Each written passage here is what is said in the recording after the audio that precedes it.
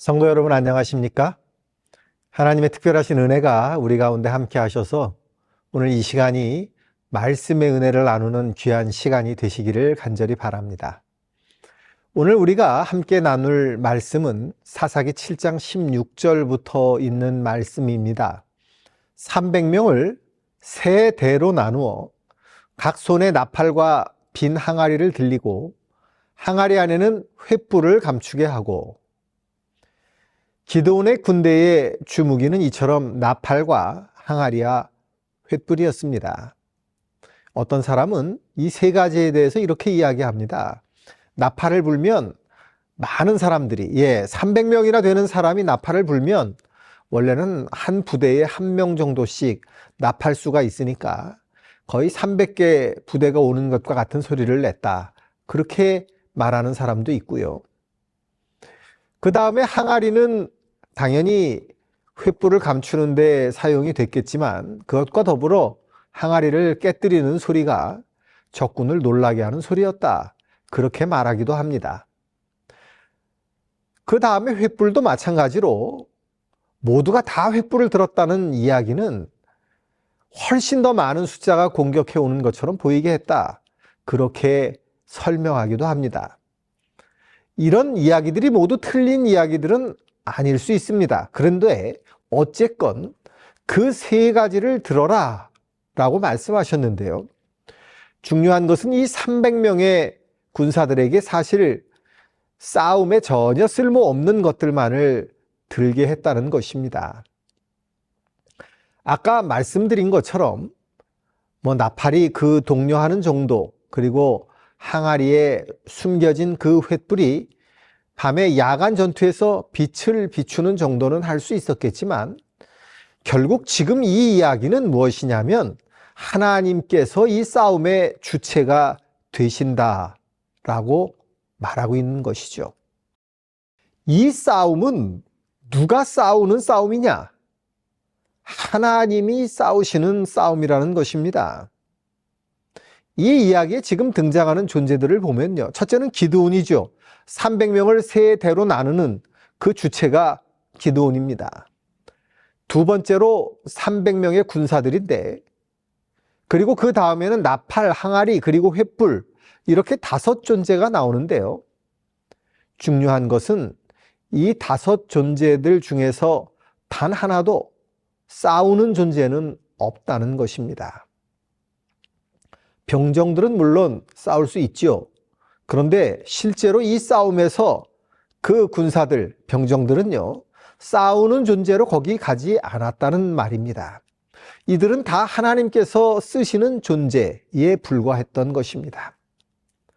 어쩌면 하나님께서는 그렇게 싸움에 쓸모없는 것들만 골라서 이 싸움을 싸우게 하셨는지, 그렇죠, 싸움에 쓸모없는, 능력 없는 존재만을 모아놓은 것입니다.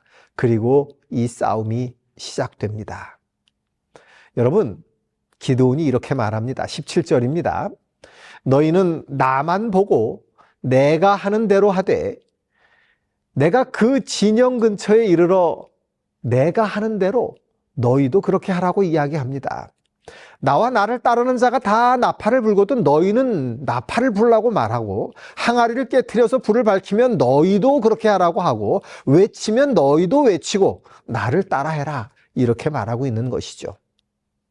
여러분, 군호라는 말을 아시지요?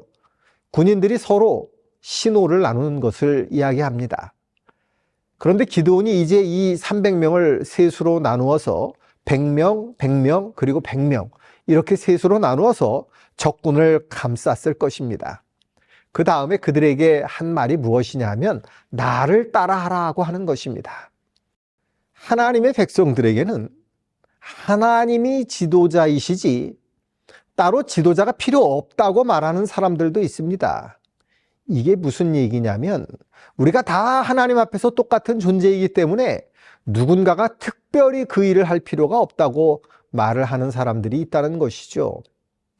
좀 극단적인 의미에서의 만인 제사장주의를 이야기합니다. 그런데 성경은요, 하나님께서 하나님의 백성들을 이끄실 때 하나님의 백성들이 나아갈 길을 밝히 알려주는 존재들, 하나님의 백성의 길을 지도하는 이들을 만드시고 세우셨다는 것을 인정한다는 것을 여러분 기억해야 합니다. 그래서 갈라디아 4장에 보면 사도 바울이 이렇게 말합니다. 형제들아, 내가 너희와 같이 되었은즉 너희도 나와 같이 되기를 구하노라. 사도 바울은 스스로 자기 자신이 모본을 보였고 그 모본을 따라오라고 권유하고 있다는 것입니다. 하나님께서 사람을 온전한 존재로 세우시지는 않지만 그렇다고 해서 하나님이 사람을 전혀 세우시지 않고 지도자를 세우지 않고 모든 사람에게 다 똑같은 역할을 주시는 것도 아니라는 것을 분명하게 말하고 있습니다. 복음교역자에 보면 이 부분을 이렇게 언급합니다. 개인의 판단을 지상으로 여기는 자들은 매우 위태롭다. 진리를 향상시키는 사업에 지도자로 하나님께서 세우신 자들을 무시하거나 멸시하는 것은 하나님께서 그의 백성들을 돕고 격려하는 힘을 주시기 위하여 제정하신 방법을 거절하는 것이다. 어떤 교역자라도 이 방법을 버리고 그의 빛은 반드시 하나님께로부터 직접 와야 한다고 생각하는 것은 자신을 원수에게 기만당하기 쉬운 위치에 두는 것이다.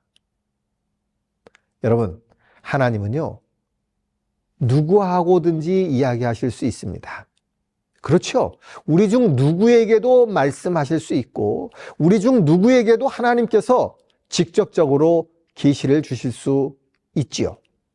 우리는 그것을 인정합니다. 모든 사람을 하나님께서는 선택하셔서 그 사람을 세우시고 그 사람을 쓰실 수 있습니다. 그리고 하나님의 뜻을 직접 전하실 수도 있습니다. 그러나 그럼에도 불구하고 하나님께서는 지정된 방법들과 하나님의 조직체를 통해서 일하시는 것을 무시하시지 않는다는 것입니다. 그래서 두 가지가 적절하게 조화되어야 합니다. 하나님께서 나에게 어떤 것을 직접 주셨다고 말하는 사람은 어디에 의해서 인정을 받아야 하느냐 하면 하나님의 교회에 의해서 인정을 받아야 하는 것입니다. 그렇습니다. 하나님의 교회는 하나님이 세우신 주님의 몸이기 때문에 그렇죠. 우리가 단순히 직접적으로 나는 하나님이 이것을 주셔서 이것을 직접 받았어 라고 말하는 사람의 말을 혹해서 따라갈 위험을 대비해서 하나님께서는 교회라고 하는 조직체를 주셨다는 것입니다. 요한 이서에는 마지막 때가 될수록 미혹하는 자들이 나타난다고 이야기합니다. 하나님이 원하시는 사람에게 직접 계시를 주신다는 것을 우리가 인정하지만 그것이 모든 사람에게 하나님이 직접 계시를 주신다는 의미는 아니라는 것이죠. 그래서 하나님께서 세우셨다라고 하는 것은 성경에 그런 말씀이 있죠. 교회의 지도자로 세움을 받은 사람들은 너희에게도 또한 외인에게도 선한 증거를 받아야 한다. 이렇게 말하고 있는 것입니다. 최근 들어서 우리 교회 내에도 우리 교단 내에도 자기가 직접 하나님께 계시를 받는다고 주장하는 사람들이 또 슬금슬금 보이기 시작합니다. 여러분, 혹 그런 사람들을 보신다면 네, 개인에게 은혜를 주시고 또 계시를 주시는 분이 하나님이시기도 하지만 또한 하나님은 질서의 하나님이심을 또한 여러 가지 하나님의 방법을 동원하셔서 그것들을 인준하게 하신다는 것을 반드시 기억하게 되시기를 바랍니다. 다음 절입니다. 19절입니다. 기드온과 그와 함께한 100명이 이경초에 진영 근처에 이른즉 바로 파수꾼들을 교대한 때라. 그들이 나팔을 불며 손에 가졌던 항아리를 부수니라. 이경초라고 했으니까 밤 10시에서 11시 사이 정도 되겠습니다. 생각보다 이른 시간이지요. 그런데 성경은 하나님께서 그 시간에 기습을 하게 하셨고 또한 이때가 파수꾼들이 교대를 하는 그 시간이었다고 말합니다. 여러분, 이 근무교대를 할 때 경계심이 더 곤두설까요? 아니면 좀 느슨해질까요? 어떨 것 같습니까? 지금 다른 파수꾼들이 와서 나와 교대해 줘야 한다고 생각하는 사람은 앞을 바라보지 않고 어디를 바라보는지 아십니까? 옆이나 뒤를 바라봅니다. 왜요? 빨리 교대해 줄 사람이 오기를 기다리는 것이죠.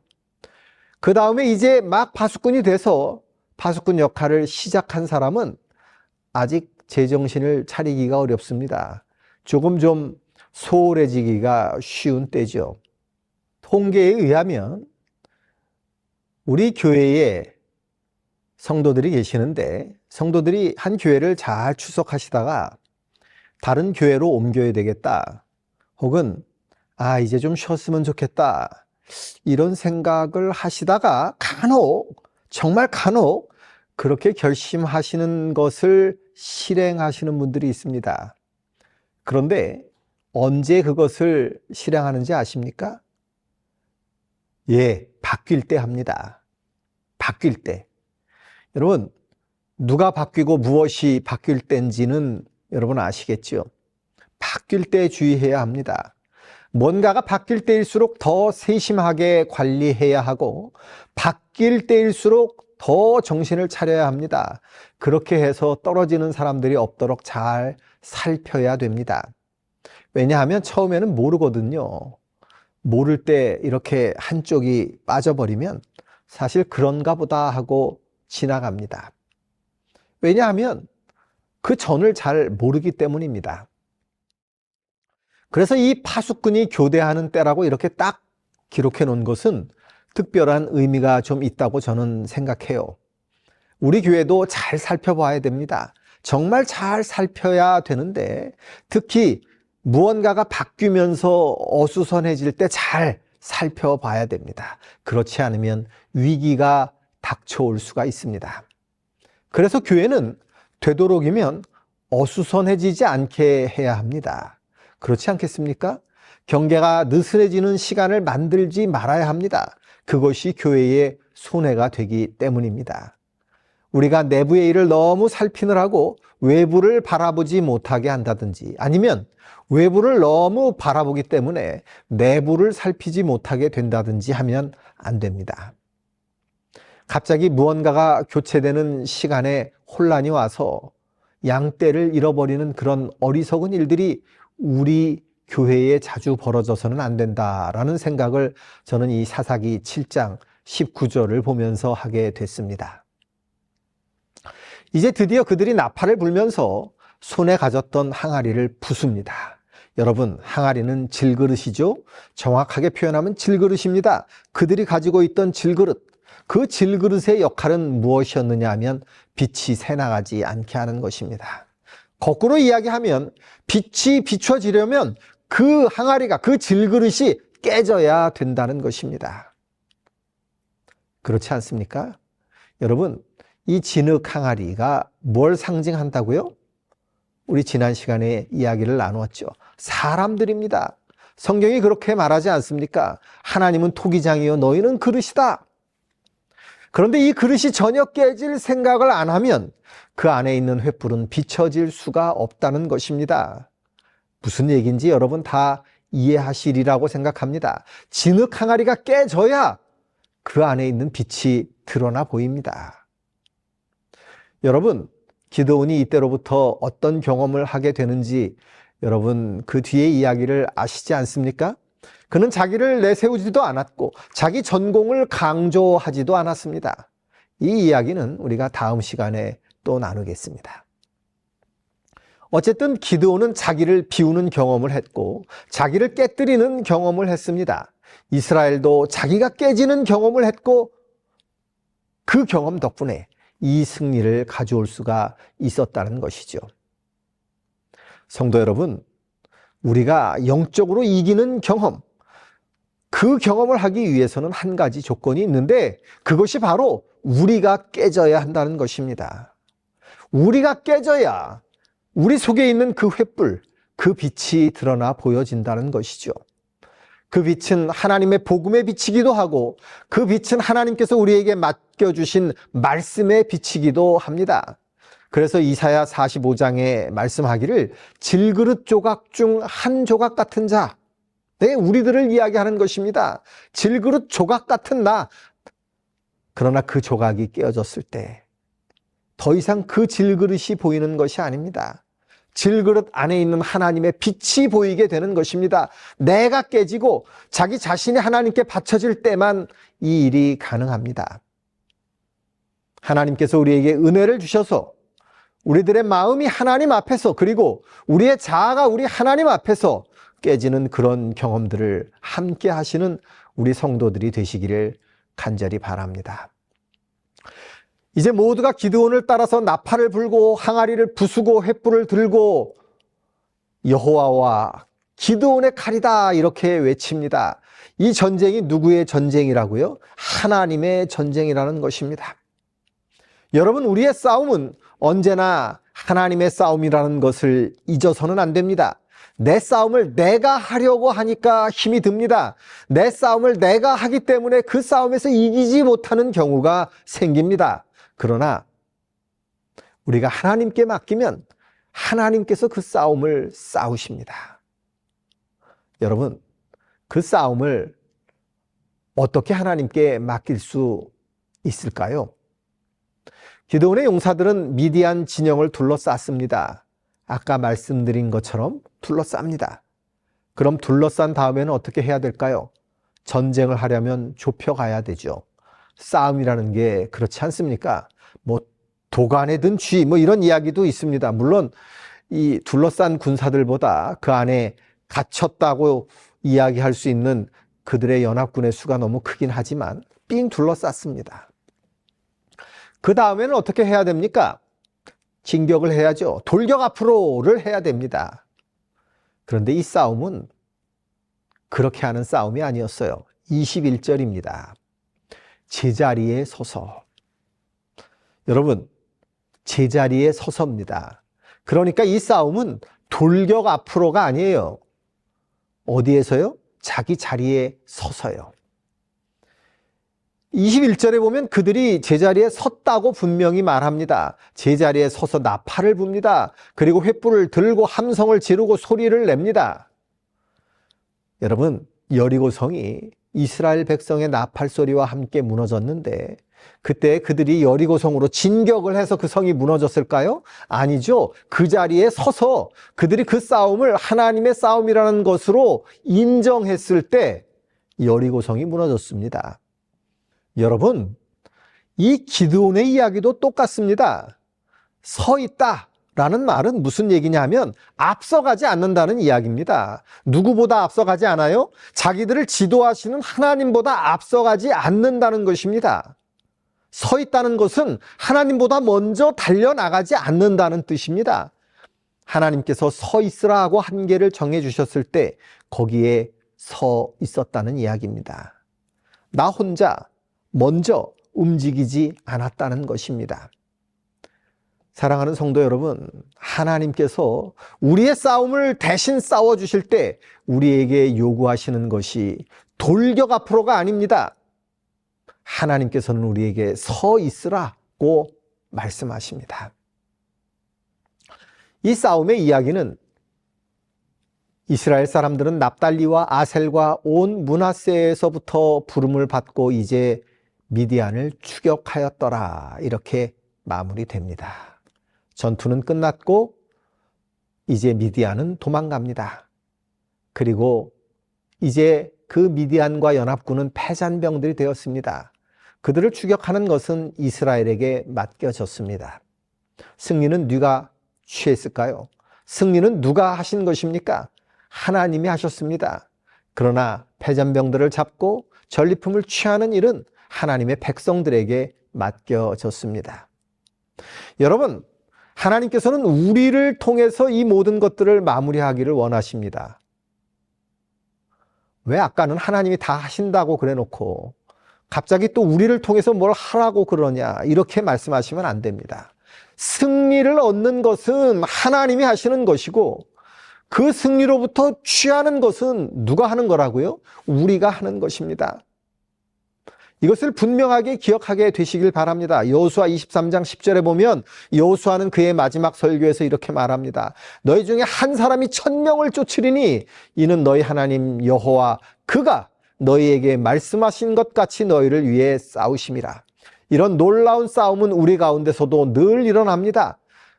여러분, 하나님이 이루신 그 승리, 그리고 그 모든 것을 취하는 영광을 우리에게 주셨음을 하나님께 감사하시기를 간절히 바랍니다. 하나님께서는 역사를 통해서도 많은 영적인 싸움에서 승리를 가져오신 것을 우리는 잘 알고 있습니다. 대표적인 예가 누구냐 하면 마틴 루터입니다. 우리가 잘 아는 것처럼 루터는 면죄부를 판매하는 것에 반대하는 입장이었습니다. 그럼에도 불구하고 테첼이라고 하는 사람이 독일에 와서 그 면죄부를 팝니다. 면죄부라는 것이 아시는 바와 같이 돈을 내고 면죄부를 사면 죄가 용서를 받는데, 뭐 과거에 지은 죄를 용서받는 면죄부도 있고 미래에 지은 죄를, 지을 죄죠, 지을 죄를 용서받는 면죄부도 있습니다. 루터는 이런 면죄부를 파는 것은 하나님에 대한, 하나님의 주권에 대한 모독이라고 생각을 했죠. 그래서 그는 이에 반대하는 95개조의 논제를 작성하고 이것을 도대체 언제 붙여놓을까 하고 고민을 하고 있었습니다. 여러분, 언제 붙이는 게 효과적일까요? 사람이 조금 모이는 날일까요? 많이 모이는 날일까요? 당연히 많이 모이는 날이죠. 그래서 사람이 많이 모이는 날 이걸 붙이기로 결정을 합니다. 언제 사람들이 많이 모였을까요? 그날이 바로 1517년의 할로윈 데이였습니다. 여러분, 요즘도 그 할로윈 데이라고 하는 날 사람들이 많이 모이잖아요. 중세에도 그랬습니다. 이 날이 바로 할로윈 데이였습니다. 그날 성당에 미사를 드리러 오는 수많은 사람들이 있다는 것을 알고 그는 이 할로윈 데이를 D-데이로 잡았습니다. 그리고 그 95개조의 논제를 비텐베르크 성 교회 문에 붙였습니다. 이걸 붙이고 난 다음에 난리가 났습니다. 우리가 잘 아는 바와 같이 이것을 종교개혁의 시작이라고 말하지 않습니까? 그리고 그를 향해 핍박이 시작됩니다. 교황과 가톨릭은 루터를 박해하기 위해서 할 수 있는 모든 일들을 했습니다. 루터는 성령의 감동을 받아서 이 일을 시작했지만 이 일을 하는 것은 하면 할수록 내가 할 수 있는 일이 아니라는 것을 깨닫습니다.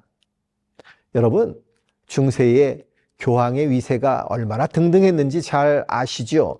황제들을 그 발 아래 무릎 꿇리고 정말 모든 사람들을 자기 손바닥 안에 놓고 흔들 수 있는 권세가 있는 사람이 바로 교황이었습니다. 그 자리에 한 명이 서서 무엇을 할 수 있었을까요?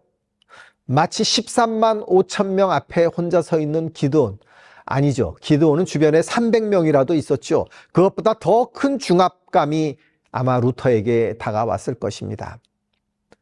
스위스의 역사학자이고 목사인 장 앙리 메르도비네라고 하는 사람이 있습니다. 이 사람이 책을 썼는데 이 책의 이름이 바로 루터의 생애입니다. 이 루터의 생애는 굉장히 유명한 책이고 루터에 대해서는 거의 전기처럼 사용이 됩니다. 그런데 그 책에 보면 가톨릭의 위협에 대해 이렇게 묘사하고 있습니다. 교황의 사절들은 이것은 이제 저자가 쓴 것이 아니라 인용한 것입니다. 교황의 사절들은 그는 이단자이다. 그와 같이 무서운 이단자를 잠시라도 살려두는 것은 교회에 대한 큰 반역이다. 그를 죽일 교수대를 세우자. 우리는 독일 전국에서 그의 인권을 박탈하고 그를 추방하고 저주하며 그에게 동조한 모든 사람들을 파문할 수 있는 권한이 있다라고 주장했습니다. 여러분, 얼마나 무서운 이야기입니까? 당시 이 가톨릭 교회의 위세는 이런 일들을 하고도 남는 엄청난 것이었죠.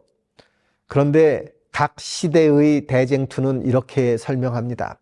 그러나 그는 완전히 실망하도록 버려지지 아니하였다. 그는 사람의 도움이 끊어졌을 때 하나님만을 앙망하였다. 그리하여 그는 전능하신 하나님의 손을 붙들 때에 절대로 안전하다는 것을 배웠다. 아마 루터는 그때 기드온이 느꼈던 그런 두려움을 느꼈을 것입니다. 적은 너무나 많고 나는 너무나 적은, 내가 혼자 나가서는 절대 이길 수 없는 것 같은 그런 느낌, 그런 인상을 적들을 바라보면서 갖게 되었을 것입니다. 이때 즈음에서 신성 로마 제국의 새로운 황제인 칼 5세가 등극하게 됩니다. 여러분, 이 사람은 굉장한 사람입니다. 지금의 독일과 스위스, 오스트리아, 그 다음에 이탈리아의 북부 지방, 그리고 스페인 전체의 왕이었습니다. 이 사람이 이제 새롭게 황제에 등극을 하게 됐는데, 이 사람이 황제에 등극하자마자 로마 가톨릭의 사자들과 교황의 대사가 황제에게 와서 독일에서 종교개혁 사업을 반대하는 입장에 서달라고 이야기합니다. 그런데 또 반대 측면에서는 선거권, 즉 황제를 형식적으로나마 선출할 수 있는 선거권을 가진 선제우들이 루터의 입장을 들어보라고 권하게 됩니다. 당시 신성 로마 제국의 황제는 형식적으로나마 세습이 아니라 선거로 선출하도록 되어 있었고요. 황제는 일정 부분 그들의 눈치를 볼 수밖에 없었지요. 그러니까 황제는 그 사이에서 난처한 입장에 처하게 됐습니다. 그래서 황제가 이런 난처함을 피하기 위해서 의회를 열기로 결정을 합니다. 사람들을 불러 모아서 회의에서 결정을 하자고 하는 것이죠. 그래서 열린 의회가 바로 워름스 회의라고 하는 것입니다. 워름스는 어디냐 하면 지금 독일의 남서쪽에 있는 프랑크푸르트에서 조금 밑에 있는 그런 소도시입니다. 이 워름스에서 회의를 여는데 이 칼 5세가 루터를 데리고 오라고 선제우들에게 지시를 합니다. 내가 그를 보호하겠다라고 보증해주고 그 다음에 토론을 허락하겠다고 말합니다. 그래서 루터는 이제 황제 앞에 나가기로 결심을 합니다. 그때 루터는 건강이 아주 안 좋았다고 기록되어 있습니다. 그런데 루터는 그럼에도 불구하고 그 자기를 보호해주는 선제우에게 이렇게 편지합니다. 만일 내가 건강한 상태로 워름스에 갈 수 없다면 나는 앓고 있는 그대로 운반대에 갈 것입니다. 왜냐하면 나는 황제께서 나를 부르는 것이 하나님께서 친히 부르시는 것이라고 믿어 의심치 않기 때문입니다. 만일 그들이 내게 대하여 폭력을 쓰기를 원한다면 또한 그렇게 할 가능성이 매우 많을지라도 나는 그 문제를 주님의 손에 맡기고 있습니다. 여러분, 이때 이미 교황권은 자기가 보호해 주겠다고 약속을 하고도 후스와 제롬을 화형시켰던 전력이 있었습니다. 이단에게는 약속을 지킬 필요가 없다고 선언하면서 그렇게 했죠. 그런데 루터도 지금 이단의 혐의를 받고 있었기 때문에 루터도 그렇게 될 수 있는 가능성이 많았습니다. 그럼에도 불구하고 루터는 가겠다고 말합니다.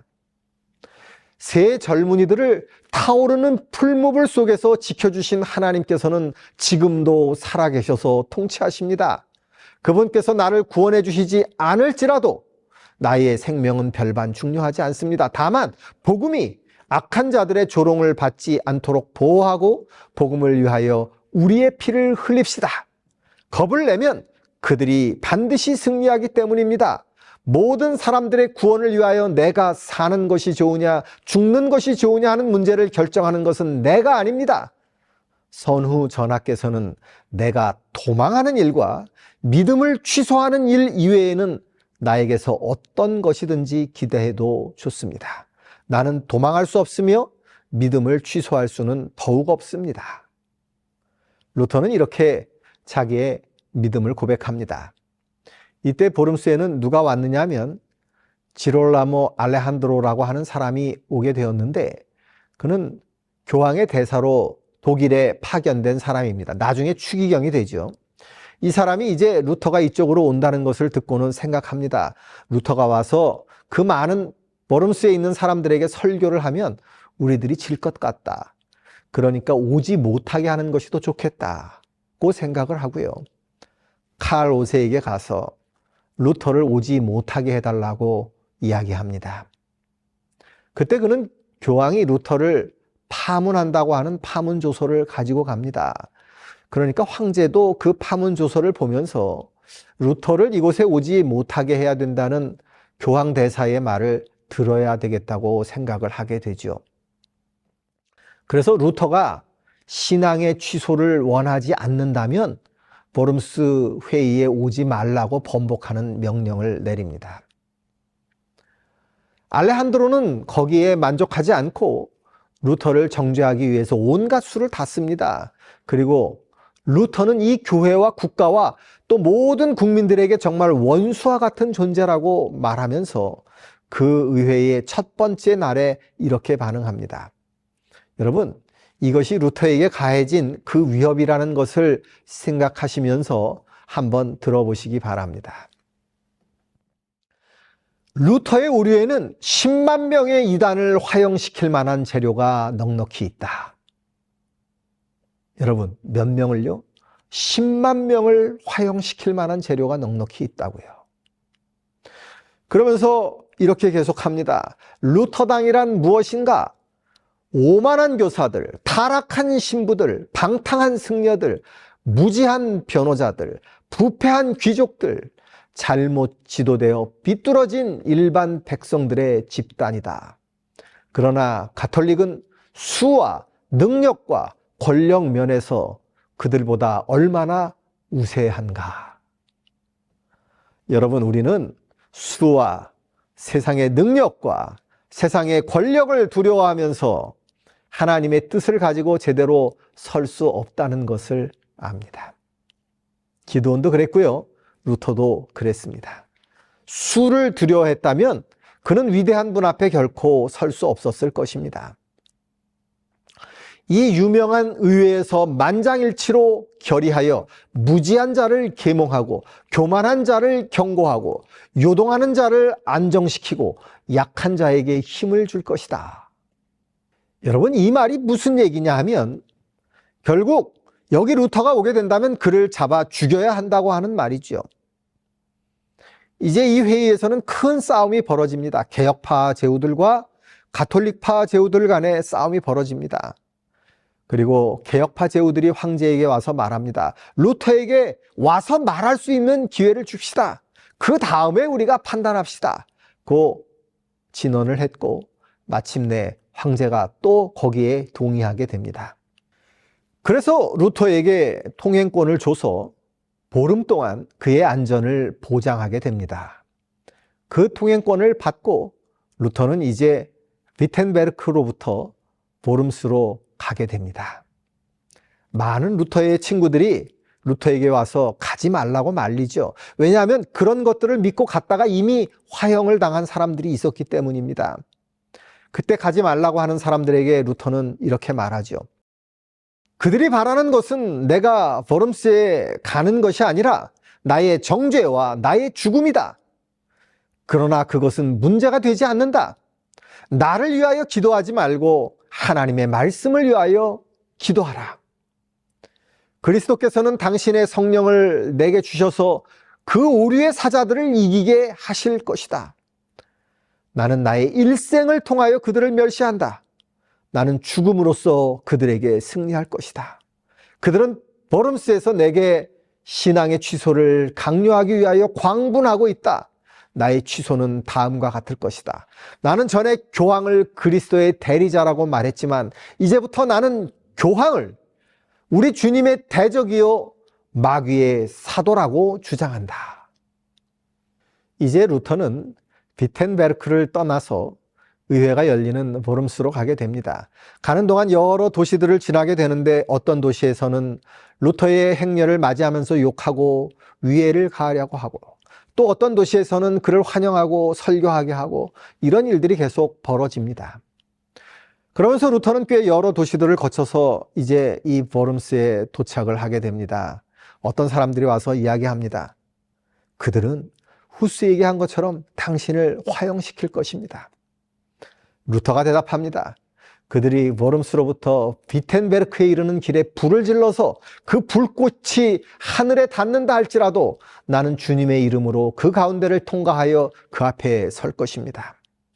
나는 그 맹수의 입 안으로 들어가서 그 이를 부수고 주 예수 그리스도를 증거하렵니다. 보름스 시내의 악마가 비록 지붕 위에 기왓장처럼 많을지라도 나는 반드시 들어갈 것입니다. 악마가 기왓장처럼 많을지라도 저는 그곳에 가겠습니다. 1521년 4월 16일 보름스에 도착한 루터는 무려 2,000명이 넘는 사람들이 그를 환영하기 위해 나와 있는 모습을 보게 됩니다. 그리고 루터는 내가 혼자가 아니라는 것을 알게 되죠. 그 다음날 루터는 의회에 출두를 했습니다. 앞에는 황제가 있었고요. 루터 앞에는 루터의 책들이 놓여 있었습니다. 25권의 책이 놓여 있었다고 역사는 기록하고 있습니다. 그리고 그 주변에는 황제와 여러 제후들과 대주교, 주교, 백작, 영주들 또 여러 도시의 대사들이 다 모여서 이 의회의 장면을 지켜보고 있었습니다.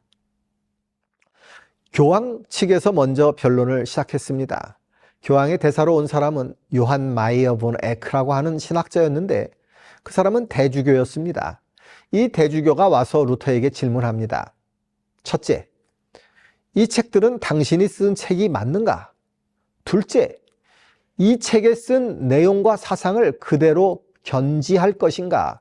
아니면 철회할 것인가? 이 두 가지 질문을 받습니다. 차례로 저서들의 이름이 불려질 때 루터는 먼저 그 책들이 다 자신의 책이라고 인정합니다. 다음으로 이것들을 취소할 것이냐라고 할 때 루터는 이렇게 대답합니다. 이것은 아주 중요한 문제니까 내일 다시 와서 이야기하겠습니다. 그래서 그날 회의가 마쳐졌습니다. 그리고 그 다음 날 다시 황제 앞에 루터가 섰습니다. 루터는 똑같은 질문을 받고 이제 이렇게 대답합니다. 여러분, 저는 이 대답을 들려드리기 위해서 이 긴 이야기를 했습니다. 루터의 마지막 진술을 한번 같이 들어보시기 바랍니다. 저는 복음의 진리를 단순히 전달하는 이 책들을 철회할 수 없습니다. 저는 교황권의 부패와 잘못을 지적하고 있기 때문에 그들이 폭정과 사악함을 멈추지 않는다면 이 책들은 철회할 수 없습니다. 하나님의 말씀으로 저의 양심을 승복시킬 수 없는 한 저는 철회할 수도 없고 철회하지도 않겠습니다. 왜냐하면 그리스도인이 자기의 양심을 거스려 말하는 것은 안전하지 못하기 때문입니다. 저는 어떤 것도 철회할 수 없습니다. 저는 아무것도 철회하고 싶지 않고 또 철회하지도 않을 것입니다. 저는 달리 어떻게 할 도리가 없습니다. 저는 여기 섰습니다. 저는 다른 선택을 할 수 없습니다. 하나님이여 나를 도우소서. 아멘. 여러분, 이 마지막 부분이 기드온의 얘기에서 나오는 것과 같지 않습니까? 거기 서서, 거기 서서, 기드온도 거기 서서, 그리고 누가요? 하나님이 하시도록 그 자리를 하나님께 내어 드리는 것입니다. 여러분, 성경의 모본도 마찬가지였고 우리 신앙의 위대한 선조인 루터도 똑같은 이야기를 합니다. 나는 서서 어찌할 바 모르지만 여기 서서 하나님께서 나를 도우시는 그것을 기다리겠다고 하는 것입니다. 여러분, 우리의 교회들도 어떤 문제가 있을 때 또는 우리 개개인에게 어떤 문제가 있을 때 기드온처럼 그리고 또 루터처럼 그 자리에 서서 하나님이 일을 하실 수 있도록 하나님께 간구하시게 되기를 간절히 바랍니다. 하나님께서는 누가 봐도 상대가 되지 않는 이 최후의 싸움의 최후의 승자가 누가 되게 하셨습니까? 루터가 그 승자가 되게 하셨고 이 싸움의 승자가 기드온이 되게 하셨습니다. 그리고 이제 우리가 맞닥뜨리고 있는 이 영적인 싸움의 승자, 바로 우리가 그 승자가 되게 하실 것입니다. 하나님께서는 자기 자리에 굳게 서서 복음의 횃불을 들고 나팔과 같이 큰 소리로 하나님의 복음을 외칠 자들을 찾고 계십니다. 여호와께서 너희를 위하여 싸우시리니 너희는 가만히 있을지니라. 우리는 날마다 너무 커 보이는 상대와 마주하지만 그러나 하나님이 우리 편이시라면 그 싸움을 이길 수 있다는 확신을 가지게 되는 것입니다. 여러분, 예수 그리스도의 십자가는 이 싸움의 정점입니다. 그 싸움에서 예수 그리스도께서 우리를 위하여 이미 이기셨습니다. 우리로 말미암지 않고 예수 그리스도로 말미암아 이 싸움을 이기시는 하나님의 편에 서서 하나님이 승리하시는 그 모습을 바라보는, 그리고 그 승리를 함께 쟁취하시는 우리 모두가 되시기를 바라면서 말씀을 줄이겠습니다.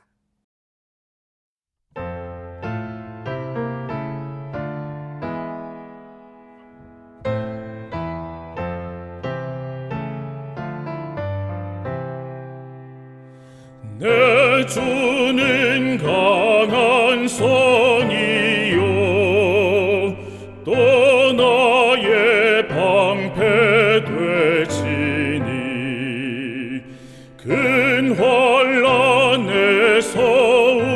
우리를 늘 구원하여 주시리.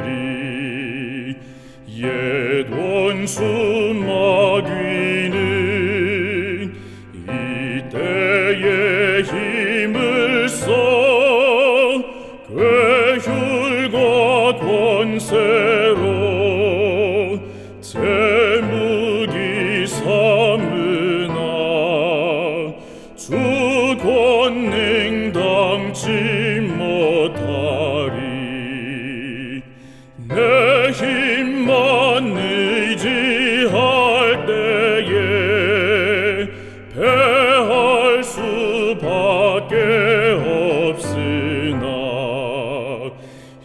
많은 대장 나와서 날 대신하여 싸우네. 이 대장 누구뇨? 예수 그리스도 곧 만유 주로다. 이 싸움 이길 자 주 예수밖에 없도다. 저마귀 두루 편만해 온 백성 삼키려 하나. 겁내지 말고 싸우라. 진리로 승리하리라. 친척과 재물과 명예와 생명을 원수가 취해도 진리는 살아서 늘 길이 빛나리로다.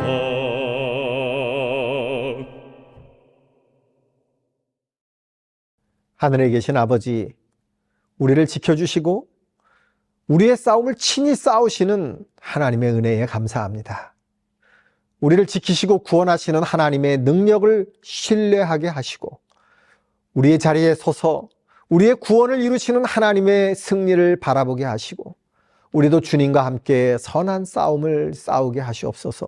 그리하여 그 승리에 동참하는 우리가 되게 하여 주옵소서. 우리를 구원하시는 예수 그리스도의 희생과 사랑을 감사함으로 누리게 하여 주시옵소서. 그리하여 예수님 오시는 그날, 그 승리의 날, 우리가 함께 서서 우리 주 예수 그리스도의 그 승리의 날을 기뻐하게 하여 주시옵소서. 예수님의 이름으로 기도드립니다. 아멘.